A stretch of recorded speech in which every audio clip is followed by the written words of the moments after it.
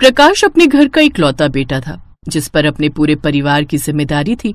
वो घर खर्च चलाने के लिए एक फैक्ट्री में कम तनख्वाह में काम करता था। प्रकाश के परिवार में उसकी माँ बाबा, पत्नी, बहन और एक बेटा बेटी भी थे। जैसे तैसे गरीबी में उनके घर का गुसर बसर चल रहा था।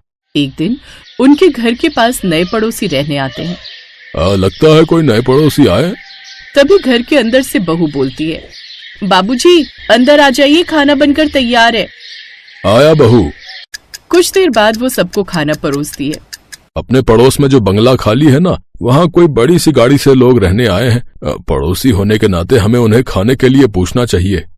अजी वो अमीर लोग हैं, हम गरीबों के हाथों से रोटी थोड़ी न खाएंगे, वो भी ऐसी रूखी सूखी रोटी। सभी लोग जैसे तैसे वो रूखी सूखी रोटी खाते हैं, लेकिन जब संध्या खाना खाने बैठती है तो खाना खत्म हो चुका था। अरे खाना तो खत्म हो गया, कोई बात नहीं, पानी पीकर ही सो जाती हूँ। ये क्या भाभी, हम सबको भरपेट खाना खिलाकर आप खुद खाली पेट सो जाती हैं। हम सब भूखे ना रहे इसलिए आप खुद ही भूखी रह जाती हैं। हम अपनी गरीबी के कारण तुझे ढंग से खाना तक नहीं दे पाते बहू। ऐसी बात नहीं है माँ जी, और वैसे भी आप सब मुझसे इतना प्यार करते हैं, तो खाना आप लोग खाओ या मैं खाऊं, क्या ही फर्क पड़ता है। अपनी बहू की बातें सुन सास की आंखें नम हो जाती हैं। संध्या बहुत ही अच्छी थी, वो अपने परिवार की आर्थिक तंगी अच्छे से समझती थी। ऐसे ही कुछ समय बीत जाता है। एक रोज, सुनिए ना, घर में ना तो राशन है और ना ही सब्जी, अब खाने में क्या बनाऊं, माँ जी की दवाई भी लानी है। ये सुनकर प्रकाश अपनी जेब में हाथ डालता है तो एक फटा पुराना 100 रुपए का नोट निकलता है। अभी इसी से काम चला लो। ठीक है जी। वो बाजार जाती है जहाँ अपनी सास की दवाई लेने के बाद थोड़े से पैसे बचे हैं, इसी से सब्जी ले लेती हूँ। भैया 1 किलो बैंगन देना। जैसे ही वो सब्जी वाला उसे सब्जी देता है तो संध्या उसे 30 रुपए देती है, तो वो सब्जी वाला उसकी खूब बेइज्जती करता है। तेरा दिमाग खराब हो गया क्या? ये इतने से पैसे, इसके 80 रुपए हुए हैं। लेकिन अभी तो आप आवाज लगा रहे थे ना 30-30 रुपए। अरे वो तो मैं 30 रुपए की मिर्च के लिए आवाज लगा रहा था, चल जाए यहाँ से। ये कहकर वो सब्जी वाला उसे जोरदार धक्का मारता है। वो गिरने वाली थी कि तभी पीछे से एक अमीर औरत उसे थाम लेती है। आप ठीक तो है ना? अरे संध्या तुम? पूर्वी तू? कैसी है तू? तुझे देखे हुए बरसों हो गए। मैं खुद भी तुझे कितने सालों बाद देख रही हूँ। चल तू मेरे साथ मेरे घर चल, हम दोनों सहेलियां आज मिलकर ढेर सारी बातें करेंगे। पूर्वी उसे अपने साथ गाड़ी में अपने घर ले आती है। उसके बड़े से घर में पहुंचकर संध्या हैरान रह जाती है। पूर्वी, ये तेरा घर है? हाँ, अभी कुछ दिन पहले ही हम यहाँ शिफ्ट हुए। क्यों, क्या हुआ? तेरे बंगले के सामने मेरा ससुराल है। ये भी कैसा इत्तेफाक है ना पूर्वी, एक वक्त पर हम कितनी अच्छी सहेलियां थी और आज हम पड़ोसन हैं। तू खुश तो है ना संध्या? हाँ, मैं बहुत खुश हूँ। काश मैं तुझे बता पाती कि मैं आज भी गरीबी की उसी दहलीज पर हूँ जहाँ मैं शादी से पहले थी। कुछ देर बाद वो घर लौट आती है जहाँ सभी उदास बैठे हुए थे। अरे क्या हुआ, आप सब इतने दुखी क्यों लग रहे हैं? और प्रकाश जी, आप इतनी जल्दी घर लौट आए? हम गरीबों पर ना जाने कब तक भगवान दुखों का ढेर लगाता रहेगा। बहू, प्रकाश को उसके काम से निकाल दिया है उसके मालिक ने। क्या? हे भगवान, ये क्या हो गया? घर में तो आटा भी थोड़ा सा ही बचा है। तभी पूर्वी उसके दरवाजे पर आती है। संध्या, संध्या कहाँ है? तू ये देख, मैं तेरे लिए क्या लाई हूँ। अरे ये तो पूर्वी है। वो अंदर आ गई और हम सबको ऐसा खाना खाते हुए देख लिया तो बहुत दुख होगा उसे, इसलिए वो खुद ही जल्दी से दरवाजे पर जाती है और सब्जी पकड़ लेती है। हाँ कहो पूर्वी, वो मैंने अपने पति के लिए शाही पनीर की सब्जी बनाई थी, फिर याद आया तुझे भी ये बड़ी पसंद है, इसलिए तेरे लिए भी ले आई। ओह अच्छा, शुक्रिया। वो दरवाजे से ही सब्जी पकड़ती है और पूर्वी वहाँ से वापस चली जाती है। संध्या वो सब्जी लेकर अंदर आती है। बहू, ये तो अपने सामने वाली पड़ोसन है ना? वो पड़ोसन होने के साथ साथ मेरी बहुत अच्छी सहेली भी है, मेरी बचपन की दोस्त, मेरी पक्की सहेली। अरे वाह, ये तो बहुत ही अच्छी बात है भाभी, आपकी सहेली आपके पड़ोस में जो रहने आ गई। माँ सब्जी दो ना, इसमें से तो बहुत अच्छी खुशबू आ रही है। हाँ बेटी, अभी देती हूँ। संध्या सभी को वो सब्जी परोसती है। आज पहली बार गरीब ससुराल वालों ने इतनी अच्छी सब्जी खाई थी। वो सभी वो सब्जी खाकर बड़े खुश थे। उधर पूर्वी अभी भी संध्या के बारे में सोच रही थी। कुछ तो बात है जो संध्या मुझसे छुपा रही है। आज भी उसने मुझे घर के अंदर आने नहीं दिया और न ही अपने ससुराल वालों से मिलवाया। जरूर कोई बात है जो वो मुझसे छुपा रही है, लेकिन वो मुझे ऐसे नहीं बताएगी। अब मुझे खुद ही उसके घर जाना होगा। अगले दिन वो संध्या के घर जाती है और उनके लिए कुछ गिफ्ट्स भी लेकर जाती है। नमस्ते माँ जी, मैं पूर्वी हूँ, आपकी बहू संध्या की सहेली। हाँ हाँ, बहू ने बताया था। बिटिया आओ, यहाँ बैठो ना।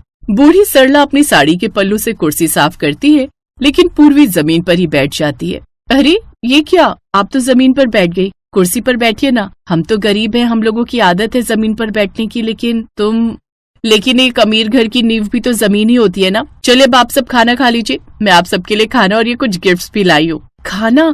थैंक यू आंटी, मुझे तो बहुत तेज भूख लगी थी। पिछले कुछ दिनों से हमने ठीक से रोटी भी नहीं खाई, सिर्फ एक एक रोटी ही खा रहे थे और कल से तो कुछ भी नहीं खाया। चुप हो जाओ अनु, उसे क्यों चुप करवा रही है? वो जो कह रही है उसे कहने दे। संध्या, हम दोनों बचपन से साथ में पढ़े, बचपन की दोस्ती जवानी तक रही और अब तुमने एकदम से मुझे यूं पराया कर दिया। मुझे ये सब बताना भी जरूरी नहीं समझा? तूने मुझे इस लायक भी नहीं समझा कि सच बता सके?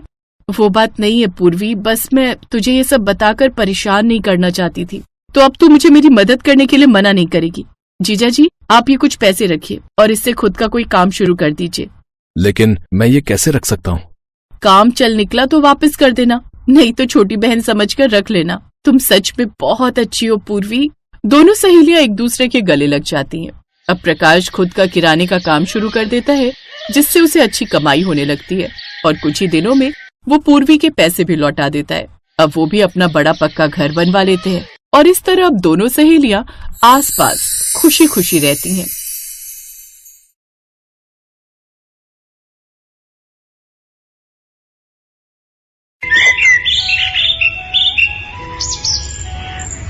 जल्दी खोलना, क्या लाई है आज? वही रोज की तरह आलू की सब्जी और रोटियां। वाह यार, तेरी मम्मी कितनी टेस्टी सब्जी बनाती है। ला तू अपना टिफिन मुझे दे दे। रुक, तू ये रोज रोज मेरी आलू की सादी सब्जी और रोटी क्यों खाती है? क्यों खाती हूँ का क्या मतलब? मुझे टेस्टी लगती है। ले, तू मेरा टिफिन खा ले। अच्छा, क्या लाई है आज तू? मुझे नहीं पता, खुद खोल के देख ले। अरे वाह, पनीर के पराठे। आना, दोनों मिलके खाते हैं। तू खा यार, मैंने तो परसों ही खाए थे। मैं तो तेरा ही टिफिन खाऊंगी। ये कहानी है इन्हीं दो सहेलियों की, गरिमा और अंकिता। गरिमा गरीब घर से थी और उसके पिता मजदूरी किया करते थे, जबकि अंकिता एक अमीर सेठ की बेटी थी जो कि एक फैक्ट्री के मालिक थे। अंकिता जानबूझकर रोज गरिमा के टिफिन से ही खाना खाती थी और उसे अपना टिफिन दे देती थी ताकि गरिमा भी अच्छा खाना खा सके।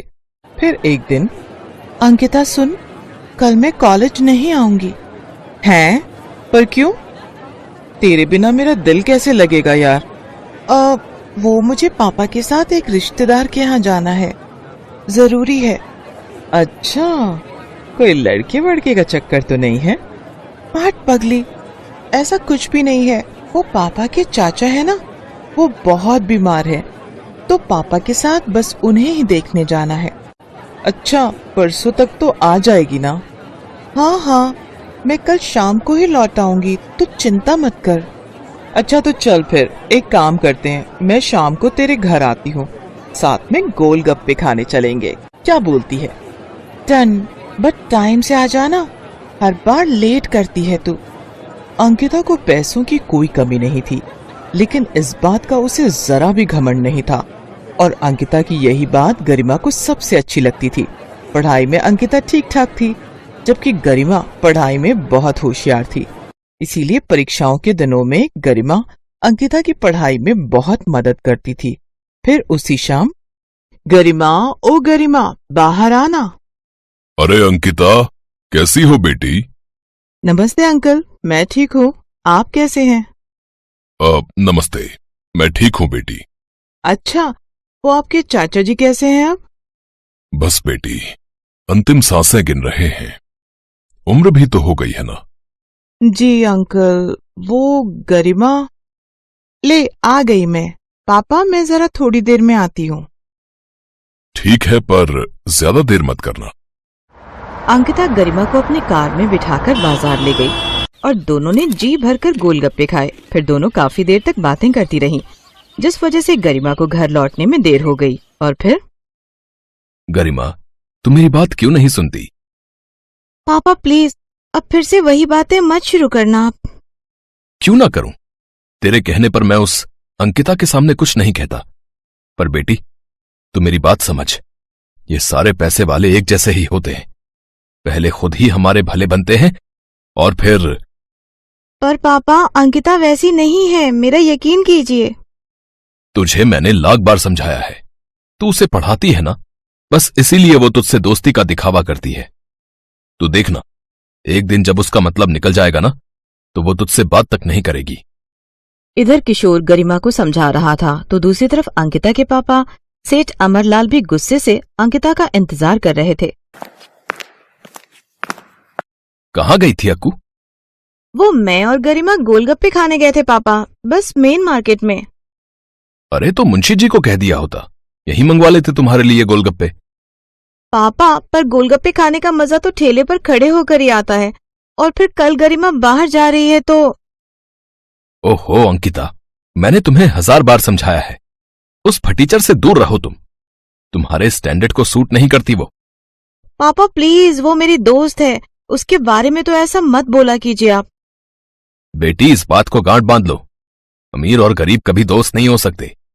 उसकी नजर तुम्हारे पैसों पर है, तुम उसे घुमाती फिराती खूब खिलाती पिलाती हो, तो बस इसीलिए वो तुम्हारे साथ दोस्ती का नाटक कर रही है।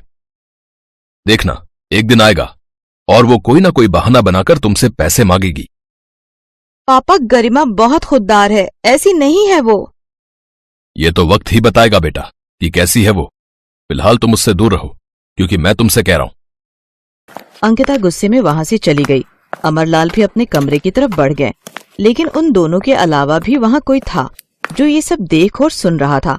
असल में अंकिता गरिमा के घर अपना पर्स भूल आई थी, जिसे वापस देने के लिए गरिमा अंकिता के घर आई थी। लेकिन वो घर के दरवाजे को पार न कर सकी, क्योंकि उसने वहीं पर अंकिता और अमरलाल की सारी बातें सुन ली थी। वो उदास होकर अपने घर चली गई, लेकिन इस बारे में उसने अंकिता से कभी कुछ नहीं कहा, और ना ही गरिमा और अंकिता की दोस्ती में कोई फर्क आया। ऐसे ही वक्त बीता और फिर कॉलेज का आखिरी साल भी पूरा हो गया। कॉलेज के आखिरी दिन अंकिता पूरे कॉलेज में गरिमा को ढूंढ रही थी, लेकिन गरिमा का कहीं कुछ अता पता नहीं था, क्योंकि वो तो अस्पताल में थी। डॉक्टर साहब प्लीज मेरे पापा को बचा लो। देखो बेटी, हम पूरी कोशिश कर रहे हैं, पर इनकी तबीयत बिगड़ती जा रही है। आप जल्द से जल्द 2 लाख रुपए का इंतजाम करो, वरना हम इनका ऑपरेशन नहीं कर पाएंगे। नहीं नहीं, आप ऑपरेशन शुरू कीजिए, मैं पैसों का इंतजाम करती हूँ। गरिमा अपने रिश्तेदारों और पड़ोसियों से मदद मांगती है, लेकिन सभी ने हाथ खड़े कर दिए। गरिमा ने सोच लिया था कि अब वो अपना मकान गिरवी रख पैसों का इंतजाम करेगी, लेकिन तभी उसे अंकिता का ख्याल आया। ओहो, अंकिता को तो मैंने कुछ बताया ही नहीं, वो मुझे ढूंढ रही होगी। ऐसा करती हूँ, एक बार उससे मिल लेती हूँ और सारी बात बता देती हूँ। हो सकता है मकान गिरवी रखवाने में वो कुछ मदद कर सके। ये सोचकर गरिमा अंकिता के घर पहुंची, तो वहाँ उसका सामना अंकिता की जगह उसके पिता अमरलाल से हुआ। हाँ बताओ, क्या बात है? अंकल जी, वो मुझे अंकिता से मिलना था। वो अपने मामा के घर चली गई है और अब वो वहीं रहेगी, तो तुम्हें उसे ढूंढने या मिलने की कोशिश करने की कोई जरूरत नहीं, समझी तुम? वो तुमसे कोई वास्ता नहीं रखना चाहती अब से। ये बात सुनकर गरिमा को बहुत बड़ा झटका लगा और उसे अपने पिता की कही बात याद आने लगी। तो उसे पढ़ाती है ना, इसीलिए वो तुझसे दोस्ती का दिखावा करती है।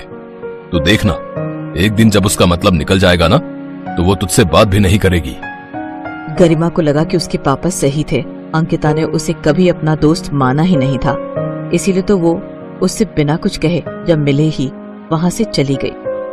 ठीक है अंकिता, तुझे लगता है कि मैं तेरी दोस्ती के लायक नहीं ना, तो अब देखना तू, मैं भी खुद को साबित करके दिखाऊंगी और उसके बाद ही तेरा चेहरा देखूंगी। गरिमा की आंखों में आग थी। उसने ठान लिया था कि अब वो कुछ बनकर ही दिखाएगी। जब उसके पापा ठीक होकर घर वापस आ गए, उसके बाद से ही उसने दिन रात एक कर दिया और पूरी लगन के साथ यूपीएससी की तैयारी में जुट गई। गरिमा ने पहले ही अटेम्प्ट में यूपीएससी क्लियर किया और कुछ ही सालों के अंदर वो एक कलेक्टर बन गई। जैन मैम। जय हिंद Manish, how are you? I am good ma'am. बताइए, आप मुझसे मिलना चाहते थे? जी हाँ जी, वो कल दौरे पर आपने मेरे टिफिन के पनीर के पराठे खाए थे। आपको वो पराठे बहुत अच्छे लगे थे ना, तो मैंने आज आपका डिनर फिक्स किया है अपने घर पर। Me and my wife will be very happy ma'am. अगर आप आते हैं तो हाँ, क्यों नहीं, इट्स माई प्लेजर। तो आज की शाम पनीर के पराठों के नाम। ठीक है मैम, शाम को मिलते हैं। लाल बत्ती लगी गाड़ी से गरिमा एसपी मनीष के घर पहुंची। मनीष ने उसे गेट पर रिसीव किया और फिर मनीष ने गरिमा से कहा, ma'am, meet my dear wife Ankita. पूरे 5 सालों के बाद अंकिता और गरिमा एक दूसरे के सामने खड़े थे। दोनों एक दूसरे को देखकर हैरान थे। तभी गरिमा ने मनीष से कहा, sorry Manish, I have to go. मुझे कुछ जरूरी काम याद आ गया। बहुत अर्जेंट है। मनीष कुछ कह पाता उससे पहले ही गरिमा तेज कदमों से चलते हुए अपनी गाड़ी में बैठ गई। वो गुस्से से लाल थी तो दूसरी तरफ अंकिता वहीं दरवाजे पर खड़ी खड़ी रोने लगी। इस बात को कई दिन बीत गए। फिर एक दिन जब किसी जगह दंगे की स्थिति पैदा हो गई थी तो मनीष वहाँ सिचुएशन को कंट्रोल करने में लगा था। लेकिन तभी एक दंगाई ने मनीष पर एक हथियार से हमला कर दिया। मनीष को फौरन अस्पताल में भर्ती कराया गया और इत्तेफाक ये था कि वो अस्पताल उसी ठीक इलाके में था जहाँ कभी गरिमा और अंकिता रहा करते थे। मनीष के घायल होने की खबर सुनते ही गरिमा और अंकिता फौरन अस्पताल पहुंचे, पर पहले अंकिता अस्पताल पहुंची। डॉक्टर साहब, प्लीज प्लीज मेरे पति को बचा लीजिए। देखिए वो एक मिनट बेटा, आपको मैंने पहले कहीं देखा है। आप तो वही हो ना जिसने उस दिन उस गरीब की मदद की थी? हाँ, अंकिता, यही है ना आपका नाम? हाँ जी सर, पर आपने वो बात किसी को बताई तो नहीं ना? नहीं बेटी, पर तुम्हारी दोस्त आई थी बाद में। उसके हाथ में पैसे थे। सुना है अपने पिता को बचाने के लिए उसने अपना घर गिरवी रखा था, पर तुम्हारी मदद की वजह से उसका घर बिकने से बच गया। मैंने उसे नहीं बताया कि उसके पिता के ऑपरेशन के लिए सारे पैसे तुमने दिए थे। नहीं सर, वो मेरे पापा के पैसे थे। अपने दोस्त के पापा की जान बचाने के लिए असल में मुझे अपनी दोस्ती गिरवी रखनी पड़ी। पहले अपनी प्यारी दोस्त खो दी, लेकिन अब अपने पति को नहीं खो सकती मैं। प्लीज डॉक्टर साहब, मेरे पति को कुछ नहीं होना चाहिए, वरना मैं नहीं जी पाऊंगी। ये कहकर अंकिता रोने लगी। लेकिन तभी उसके कंधे पर किसी ने हाथ रखा। अंकिता ने पलटकर देखा तो वो गरिमा थी। तेरे साथ भगवान कभी कुछ गलत नहीं कर सकता, क्योंकि हमेशा तू ही सही थी मेरी बहन। गरिमा की बात सुनकर अंकिता फौरन उसके गले लग गई और उन दोनों को देखकर मनीष भी मुस्कुरा दिया, जिसे डॉक्टर साहब ने पहले ही खतरे से बाहर बताया था। Best buddies. Hello friends, thanks for watching this video. अगर आपको ये वीडियो पसंद आया है तो प्लीज लाइक, सब्सक्राइब, कमेंट्स करें इस वीडियो पर, और हाँ, शेयर करना भी ना भूलें। और भी मजेदार वीडियो देखने के लिए नीचे दिए गए बेल आइकॉन को दबाएं। देखते रहिए बेस्ट बडीज।